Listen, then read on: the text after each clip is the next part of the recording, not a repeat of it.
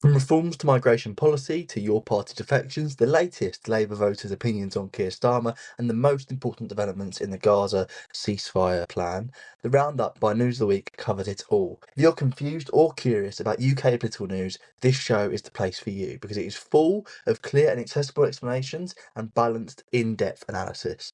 My goal is to help explain the week's news and not lead you in a certain way while doing it, so let's hurry up and get started. You would definitely have heard about the government's immigration reforms. Maybe you've heard aspects of them from an account online or some of it in a news article. So, the government's reforms centre around two broad categories. One is speeding up the returns, and second is reducing the burden on the taxpayer caused by illegal migration.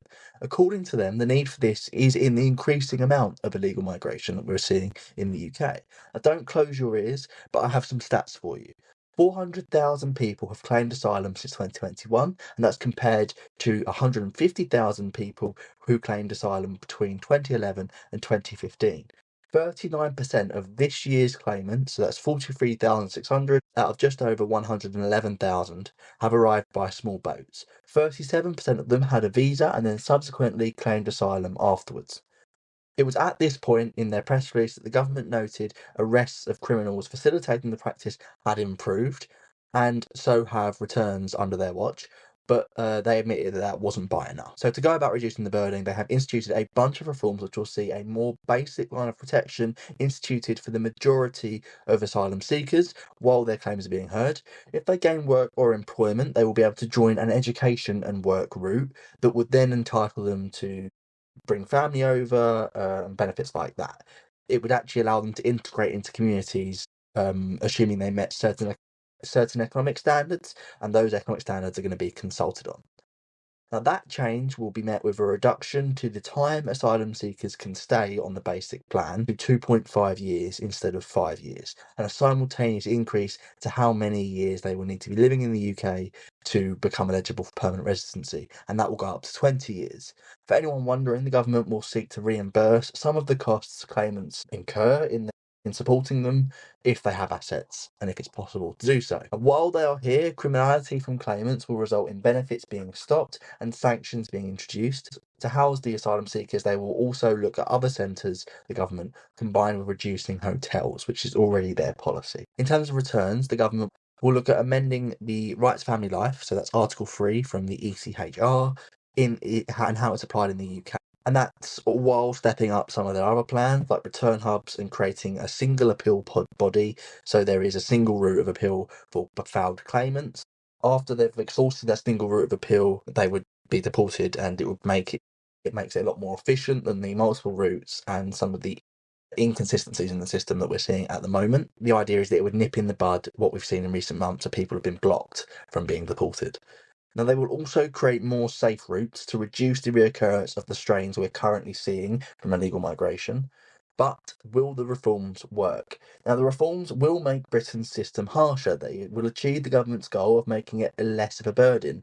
Successful reforms to the legal application of things like the right to family life would also be effective in speeding up deportations because the legal inference of those things has created resistance before. The problem is these changes over the legal definitions and stuff are harder to implement than changes on things like the basic protection. That's because there's more ground for them to clash with international law. There's less people doing these changes. Other countries already do basic protections. Now, as for the efficacy of the changes, various charities and human rights groups have said they create an inequality between asylum seekers, with some being able to settle sooner than others and based on their income. And they say that's fundamentally unfair, since it would leave people in limbo. There are obviously other concerns as well about how we're dealing with people who are fleeing persecution. Moving on from talk of illegal migration then and asylum seekers to talk of the budget, which is getting ever closer. Simon was asked this week about the possibility of manifesto breaking tax rises, the type of which we talked about last week. Well, the Standard noted that despite being asked 12 times about the possibility of rises to things like income tax, the PM didn't recommit to his manifesto pledges. He said it is important for leaders to stick to their pledges, but that there are decisions to make at the budget, which he described as coming against a very difficult backdrop. According to the Standard, he was referencing international events like the war in Ukraine and the pandemic, as well as in UK events like Brexit and austerity. Now, how much of the current situation is dictated by some of these things is pretty debatable, in my opinion, but those were the PM's answers. In terms of the real question, though, will we see manifesto breaking tax rises? I have in my notes there are a few things to consider. One, it's not necessarily Starmer's role to outline those tax rises now. In fact, if he did, he would be in breach of parliamentary standards or parliamentary procedure at least. But financially, also, the government are in a bit of a mess. There is a credible or there is a sizable gap that they need to fill economically. That means that Starmer not answering the question doesn't mean we will see tax rises, but it also means that Labour only have a few options for what they can do. Now, as we've said before, Reeves's rules on borrowing means that borrowing more isn't an option, and Labour do usually avoid spending cuts because that's in their nature. So tax rises then are the only option left. It just depends on if the government are prepared to sacrifice some of their reputation and take the reputational hit of breaking a manifesto pledge so early, or whether they want to raise tax through other means like they did last year. And despite reports last week, I think it's becoming clearer we will see things that at the very minimum push the boundary of their manifesto if we don't see tax rises that break it. But I think there will be tax rises. I think that's very clear. Anyway, moving on to foreign policy. This week saw a huge development in the UNSC, the UN Security Council, which the UK is a permanent member of, for anyone who didn't know. And it's very important for foreign policy because it tells us a lot about the progression of the ceasefire in Gaza. Okay, well, what happened? The UNSC ratified the United States-backed Comprehensive Peace Plan for Gaza by 13 votes. That means they have implemented, or they're going to implement, the US's peace plan for Gaza. The proposal sets out two new bodies to oversee peace building and peacekeeping operations in the region, and those are the Board of Peace and the International Stabilization Force. If anyone is familiar with UN operations, they usually administrate operations like these, and functionally it seems that they will work in a similar way to the UN ones. What I mean is it will engage in administration of aid, work with vetted local police forces, and decommission weapons and demilitarize military infrastructure. It will also oversee Israel stepping back with its forces, so it works very much like a peacekeeping operation of the UN. Now, the stabilization force's own withdrawal will be dependent on standards, timeframes, and milestones, which will be agreed on between what the press release called relevant parties, and I can only assume that means the Israeli government and the Palestinian Authority. Even after that withdrawal, though, a security perimeter will remain until the region is, quote, properly secured from any resurgent terror threat, unquote, and presumably that's on both sides. Two states abstained from the vote, Russia and China, both citing concerns with either the proposals and the lack of a two-state explicitly mentioned in them, and or the prevalence of the USA's role in the scheme, which is a departure from the normal practice of the UNSC. Because, like I said, it usually deals with these operations. The new board's action will abide by relevant legal principles. So that raises a few questions. Two of them are, why is it not being administered by the UN, and will it be successful? So firstly, why is it not being administered by the UN? Well, it's hard to ignore the argument of it just being in the USA's interest to work this way. Being a permanent member and one of their significance internationally, it holds a lot of influence over the decision making of the council. So, in theory, there's a certain amount of influence that it could use to force changes like this. However, there is still some balance on the council, and so it's important to consider the other reasons why as well. And action undertaken by the UN has had a pretty mixed record. It requires a lot of moving pieces together and sometimes is slow to react, and like I say, sometimes has negative outcomes. So that could be another reason why. Will it be successful? Now, since it sounds like it'll operate in a similar way to the UN peace missions, I'm going to assume it will be affected by the same things. And thankfully, like I just mentioned or alluded to, I've literally just covered this stuff in my degree, so we can use that. Now, let's see if I can explain this in a better way than my lecturers.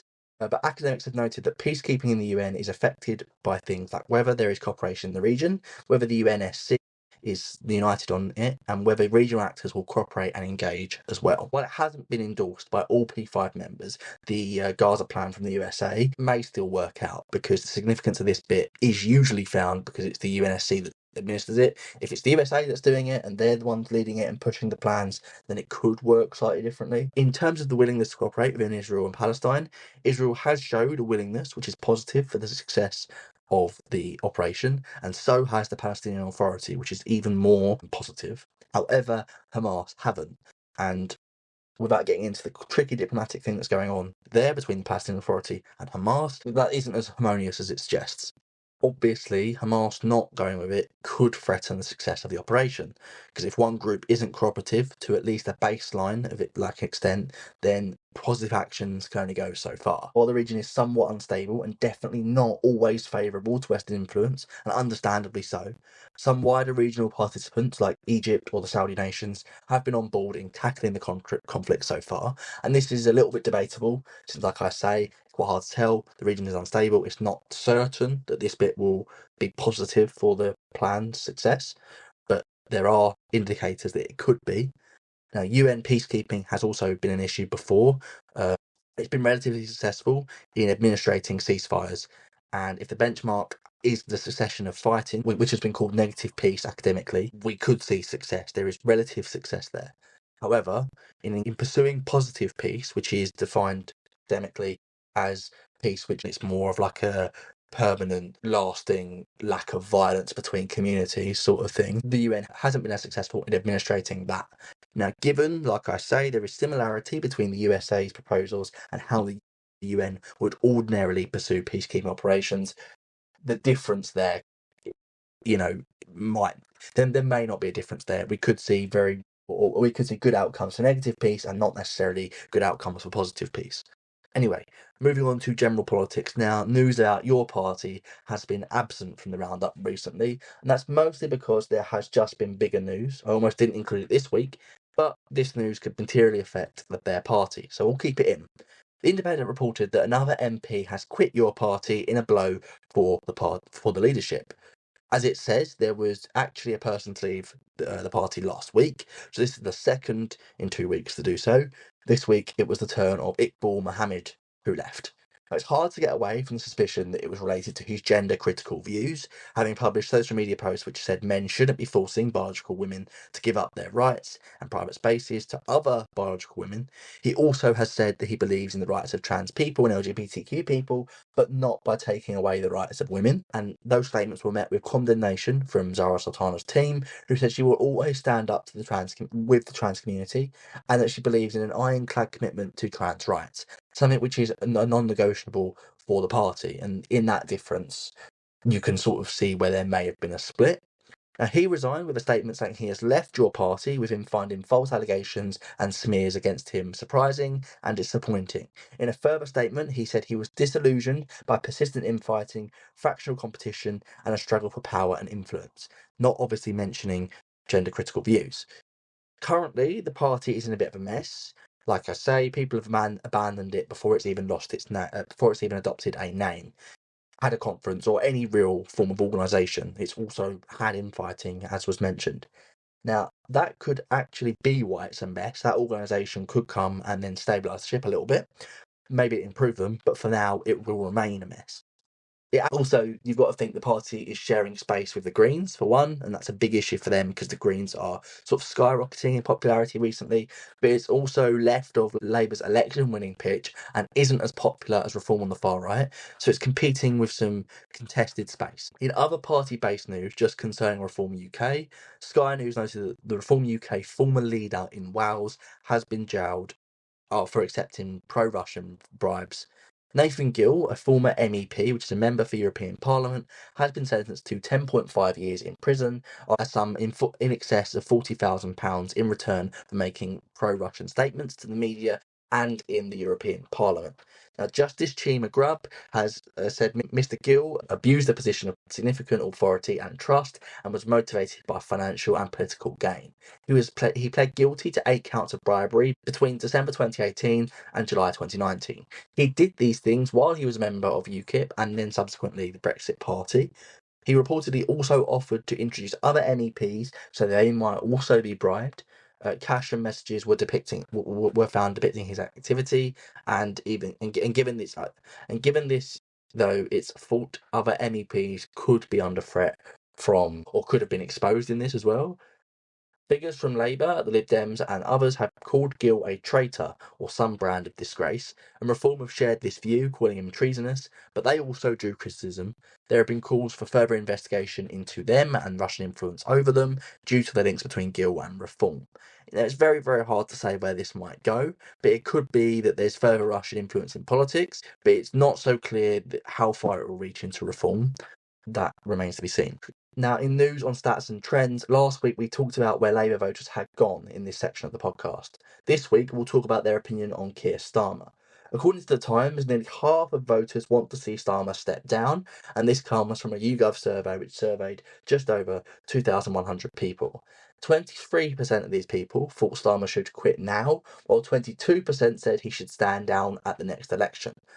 The thing is 34% think he should continue to lead the party to the next election, and that is almost a third. So while it's true that 45% of Labour voters want to see him step down at some point, it is not a majority, obviously, and it probably constitutes misreading the stats to say that.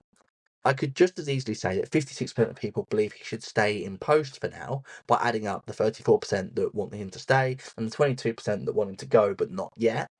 And that would also be me misreading the statistics. So with that in mind, I've read it as 45% want him to step down, but not yet. And that will be concerning for the government, who, as we saw last week, are losing voters on all sides and who are getting compared negatively to the last Conservative government. As to whether this will change, I suspect putting a time limit on the question of when voters want him to step down would significantly change the results, because it would, it would split the camps up. It would put them either in yes or no. And in terms of what could happen to change their opinions, well, if splits in the cabinet continue, if the budget goes bad, and if the main elections go bad, where they do happen, then yeah, it probably would change negatively. But politics is transient, and just because those things are probably true, it doesn't mean that that's exactly how it will go. Switching over the political spectrum to talk of the Tories at general election, the Telegraph have reported that they will do badly.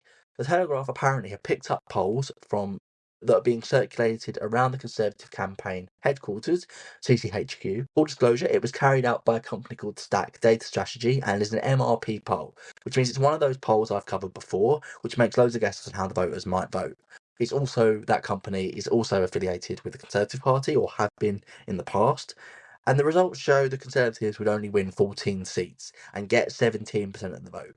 The 14 seats would be spread around the UK, with 3 seats coming from the north of England and Scotland, and 1 in the Midlands and 4 in London. Then there would be a handful, which I've calculated to be about 6 in the home counties, which is the traditional area of strength for the Conservatives.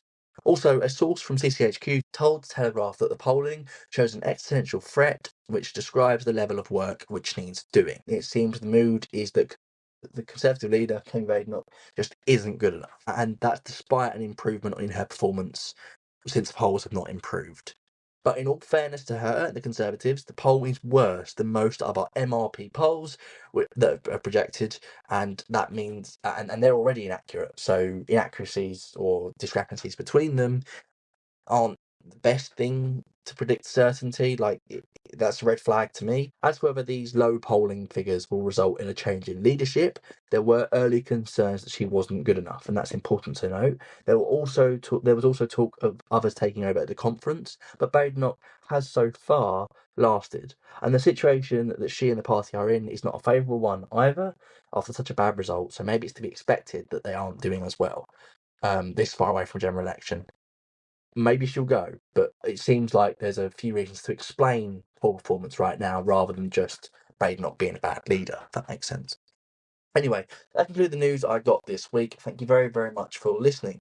If you would like to check my sources, you can of course do so on my website, newsoftheweek.net. If you thought this was useful, share it with a friend, give it a like, and comment what you thought about either any of the stories, or all of them, or what you thought about my reading out and explaining of them. I'll be back next week with more news. In the meantime, you can check out some of my other work on TikTok and Instagram. I'm hopefully going to be there again this week. So yeah, have a good week. Bye.